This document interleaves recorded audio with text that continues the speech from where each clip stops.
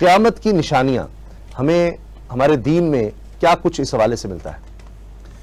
بسم اللہ الرحمن الرحیم۔ سب سے پہلے محترم اسامہ غازی صاحب آپ کا بہت شکریہ اتنے خوبصورت اور علمی پروگرام میں انوائٹ کرنے کا۔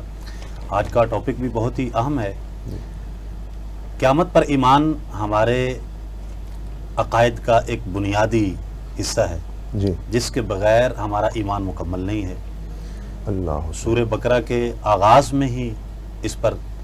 ایمان بالغیب جو ہے اور ایمان بالآخرت اس کا تذکرہ کیا گیا۔ قرآن مجید میں قیامت کے مختلف اسماء، مختلف نام ذکر کیے گئے ہیں، اچھا، جن میں اذا وقعت الواقعہ، واقعہ جو ہے یہ بھی قیامت کا نام ہے۔ القارعۃ ما القارعہ، یہ القارعہ جو ہے جی، یہ بھی قیامت کا نام ہے۔ سبحان اللہ، اسی طرح خود لفظ قیامت لا اقسم بیوم القیامہ اللہ ولا اقسم بالنفس اللوامہ، اللہ، اس کا تذکرہ قرآن پاک میں ہے۔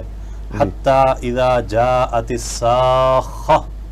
لفظ صاخہ جو ہے جی، یہ قیامت کے لیے استعمال کیا گیا۔ اس طرح اور بہت سارے ایسے اسماء، حل اتاک حدیث الغاشیہ، لفظ غاشیہ ڈھانپ لینے والی، یہ قیامت کے بارے میں استعمال کیا گیا۔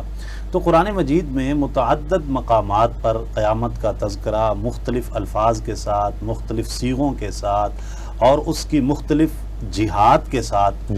وہ ہمیں ملتا ہے۔ اسی طرح حضور جانے جانا صلی اللہ علیہ وآلہ وسلم آپ کی احادیث کو جب ہم اسٹڈی کرتے ہیں تو اس میں قیامت کے لیے زیادہ تر جو لفظ استعمال کیا گیا ہے وہ الساعہ، اچھا، متی الساعہ،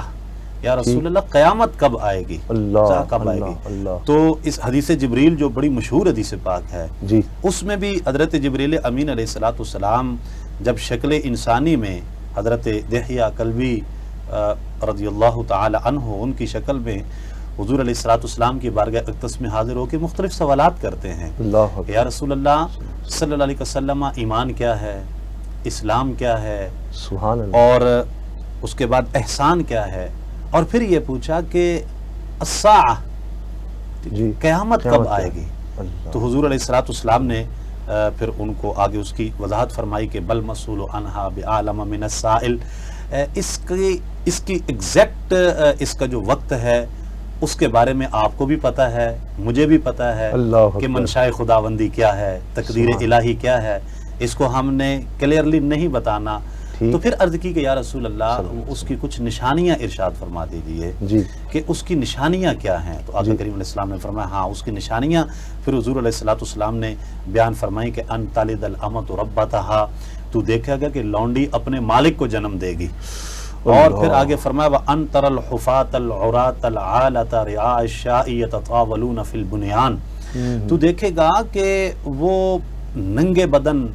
ننگے پاؤں، مفلوق الحال بکریاں چرانے والے لوگ اس قدر ترقی کر جائیں گے کہ وہ بڑی بڑی بلڈنگز بنائیں گے، بڑی بڑی عمارتیں بنائیں گے، اور پھر ایک دوسرے پر فخر کریں گے۔ میری اب اس میں ہمارے جو علماء، جدید علماء کرام ہیں، وہ فرماتے ہیں کہ یہ جو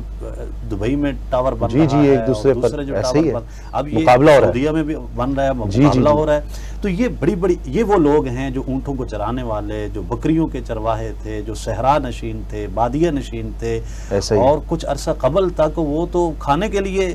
محتاج تھے، لیکن آج وہ بڑی بڑی بلڈنگز بنا کے اس پر تفاخر کر رہے ہیں، تقابل کر رہے ہیں، مسابقہ اس پر جاری ہے۔ تو یہ جو حضور علیہ السلام نے نشانیاں بیان فرمائی تھی ہمیں پوری ہوتی